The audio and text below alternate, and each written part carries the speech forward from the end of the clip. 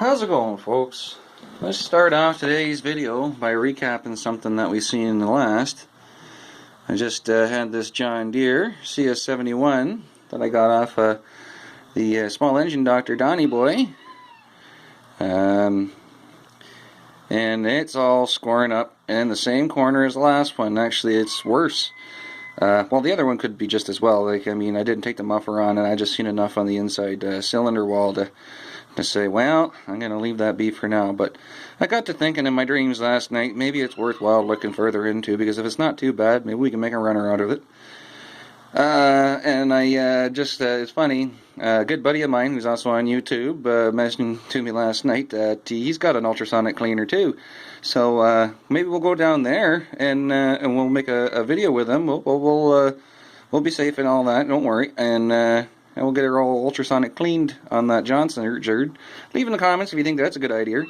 But his name's Rick, and he's got a YouTube channel called Ontario Vintage Tractor.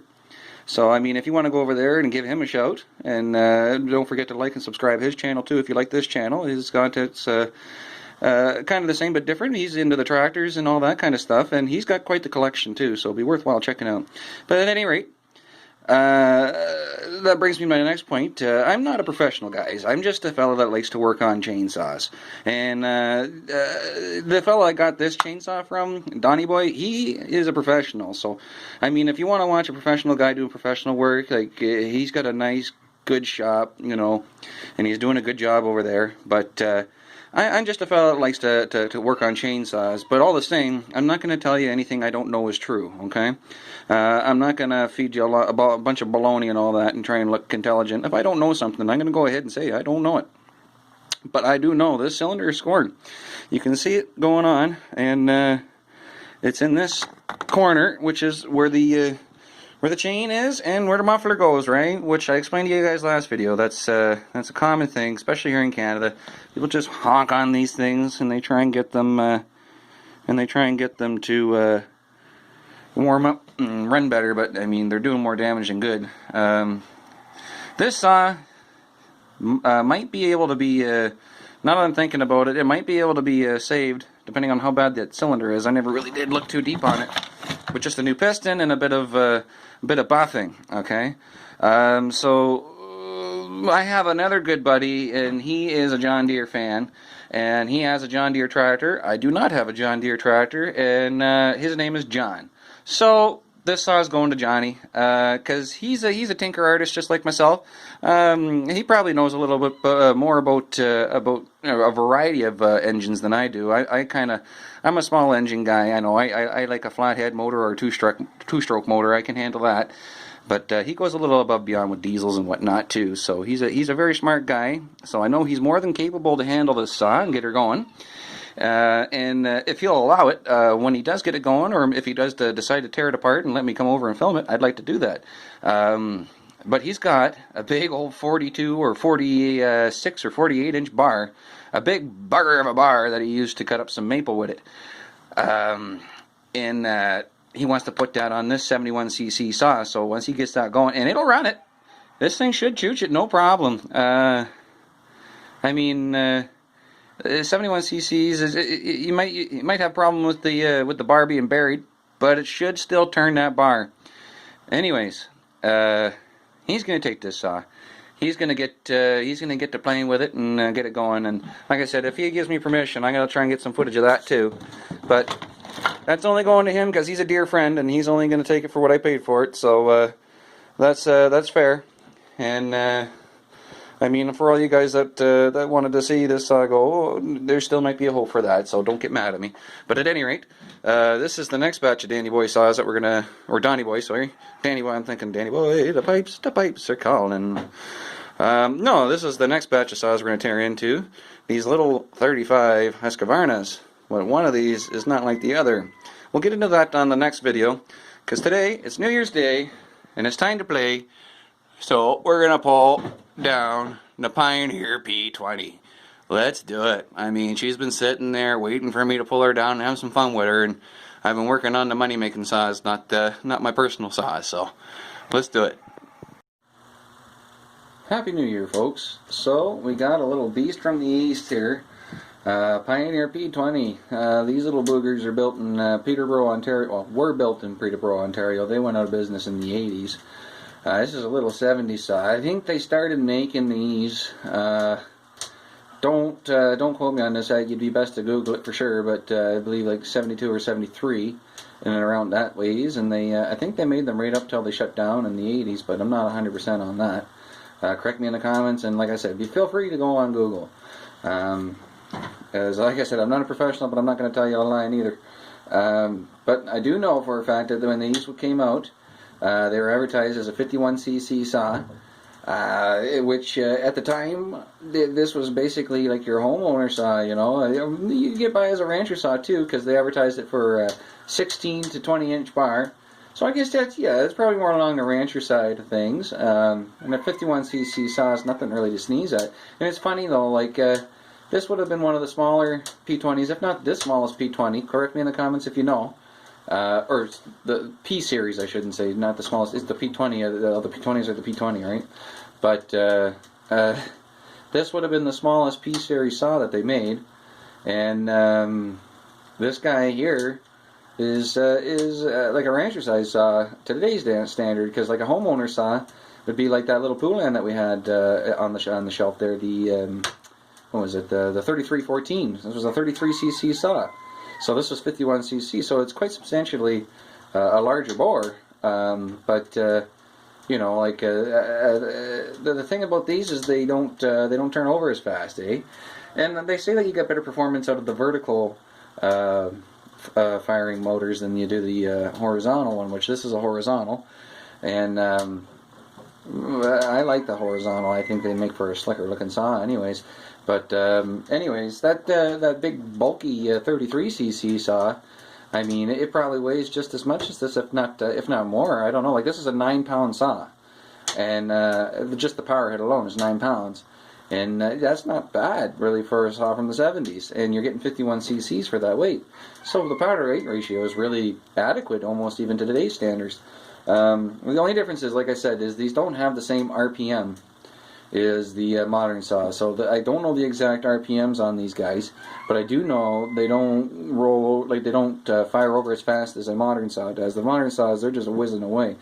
But I get to thinking that the slower RPM on these older saws is why they're still around today. Because it's common sense. I mean, you're not buzzing along as fast, you're not creating as much friction and damage and wear and tear, right? So I don't know. That's my theory. You know, you're welcome to have your own, but that's mine. Like, these guys, Canadian made, you know, beauty of an old vintage saw. I love the way this one looks. They got a little Tillotson carburetor. It's like the HU 15A, or I can't remember exactly. But it's a common series amongst these saws to have the Tillotson carb. I mean, I'm pretty damn near most of the Pioneer saws had the Tillotson carb on it. I know the 1100 series had them on it and all that, but like this being a saw from the 70s, they would advertise this as being a 16-to-1 mix. So I don't know if I've ever explained this to you guys. I always say mix it a bit rich, not that rich. At least not with modern not with modern mix oil. Modern mix oil has come a long way, because back in this day they didn't have two-stroke motor oil. What they had is straight 30-weight oil. So they would mix their petroleum with straight 30-weight oil at a 16-to-1 ratio, and these suckers would smoke like a booger. But the thing of it, you know, you don't need to do that with the modern new oils. They got better lubricating properties and mixing properties. Like, they mix with the gas a hell of a lot better than the SA30. Like, it's funny, when I was a young bloke, I didn't know much better, and I used to mix my gas with straight 10W40, I think it was, and that was with my old Eager Beaver, and that thing would smoke like a friggin' chimney.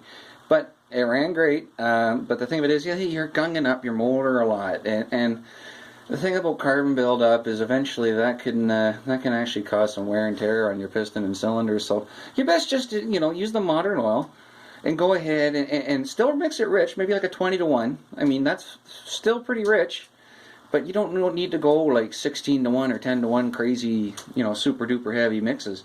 because it's just unnecessary. Realistically, you can just get one of those half-quart bottles and like put that into a 9-gallon can, and you're okay, or even half. That's fine. But I usually tell people on the err on the side of caution. You can do a 20 to 1 mix, and these things run just fine on that. But at any rate, let's tear into this thing, as I'm dying to. I know it's been sitting behind me, and I'm waiting to do it. I haven't run this. I'm surprised that they really didn't do much more to these things, but it is what it is. And boy, do these run like snot. I've had a few Pioneers, and I know a few people that have Pioneers, and that's why I've come to really like these things. And they're Canadian made. I'm a sucker for a local product, right? This, I gotta say, is a superior design on fuel line and all that other jazz to the previous models of Pioneers, because they're a real booger to change. But this is a lot nicer. I was told this saw runs, so I shouldn't have to do anything. And it really does look pretty clean. I can see the guy, he probably took pretty good care of it, you know, and that's good. And the thing about the older generations, them old boys, they tend to take care of their things. I don't even know if I really need to check the cylinder on this, because I know it's got good compression, real good compression. So I say, let's just see if we can't get this booger to fire up, and we'll get to cutting some wood. But I gotta take off and deliver that saw, so we'll have to unfortunately do this later. And boy, is that gonna ever wake up the neighborhood when I fire this thing up. All them bears sleeping in the trees, or under the trees, I guess. It's winter time, so they're buried. They're gonna not like me. As that's kind of, well, I don't have to turn that on, because I'm gonna piss around with that when I get it back. But yeah, the bears aren't gonna like me, because I like these noisy saws for what they are. You know, they're a noisy saw, and they cut like snot. So, and just you wait, I'll show you. And this has got a neat little chain on it. I'll show you that a little bit too. But I gotta go for now, and we'll get back to this afternoon. Alright, so we're back. A little later than I was thinking, but got the door prop open, as I got a feeling this thing's gonna at least cough on us. It's got to. I mean, it's got to. It's a Canadian-made Pioneer, man. She's made in Peterborough, Ontario. She's got to go. So just looking in here, there is old gas. Not a whole lot, but she's clean in that tank, and I think that fuel line's been replaced. Oh, it's nice and really clean in there. It doesn't smell too bad, all the same. We're going to get rid of what's in there. We don't know what the heck it is or how old it is, but it doesn't smell too old. It's got that pink color to it, which I think is the Moto Master mixer color, generally. Unless the booger was mixing her with bar oil, which I've heard some people have been doing that.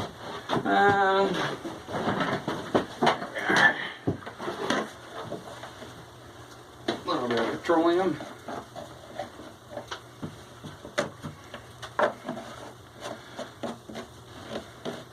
I'm really hopeful. I think this thing's going to go. The guy said she was a strong runner and was in service. Which a lot of these Pioneers are still in service. Parts are getting hard to find for them, but they're a good solid saw even today. Like I said, they don't have the RPMs of a newer saw, so they pull a little slower, but they pull just fine, and they got lots of torque, so there's nothing wrong with an older saw, in my opinion. I kind of prefer the older saw. I think they run better. If you get this bar oil, just since there was fuel left in there, there's bar oil left in there too. Not a whole lot, but I'm gonna get a top buck. We're gonna go ahead and play with this thing if we can get her going, because this is a personal saw. This one's going nowhere. This has found its home for as long as I can operate it.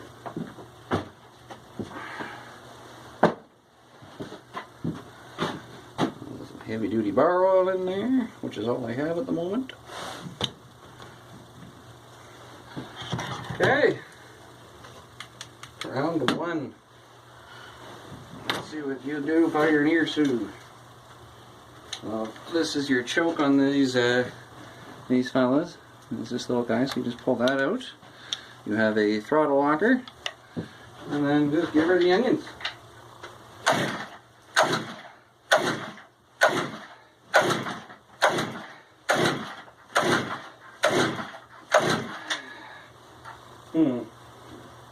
Oh, would help if I didn't have the kill switch on. I'm an idiot. I bet you she goes right now.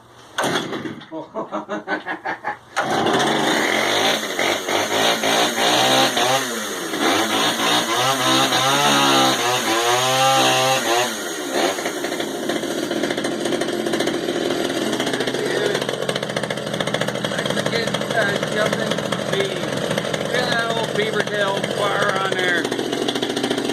None of that roller tip nonsense. There's no roller in that. Just a channel that you run through. I want to put this into place. So I took the liberty of cutting a little bit without you, and I mean the chain's really dull. But you got to remember, a lot of this wood's frozen too, so we're cutting a lot of ice while we're cutting here too. But I mean, she didn't take much to get going. I didn't bother putting any seafoam in the tank, but I did just give her a little dress-up squirt in the carburetor, and we're firing it right back up here, and we're going to put it into this frozen cedar log, and we'll cut it up a few times, and we're just going to have a little bit of fun. Hope you enjoy.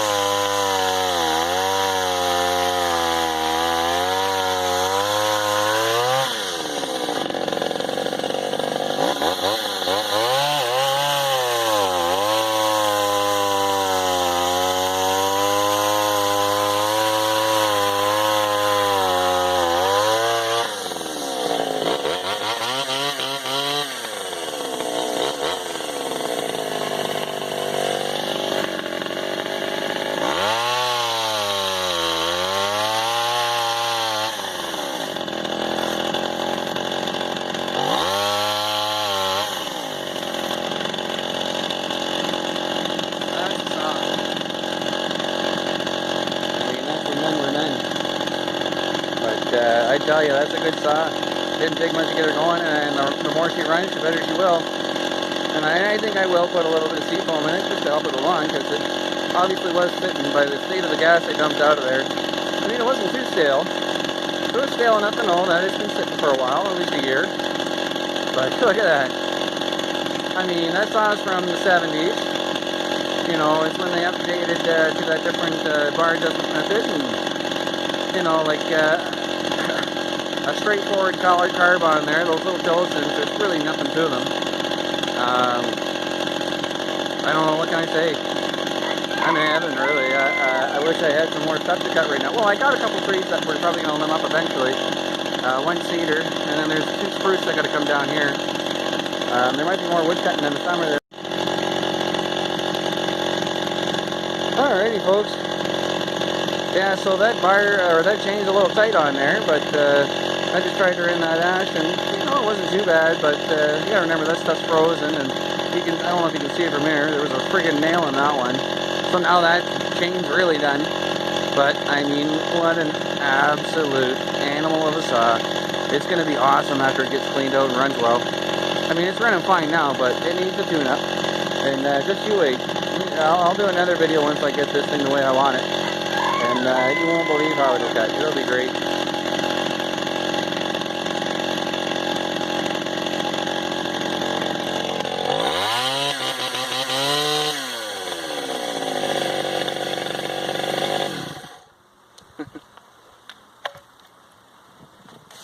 Go Pioneer P20.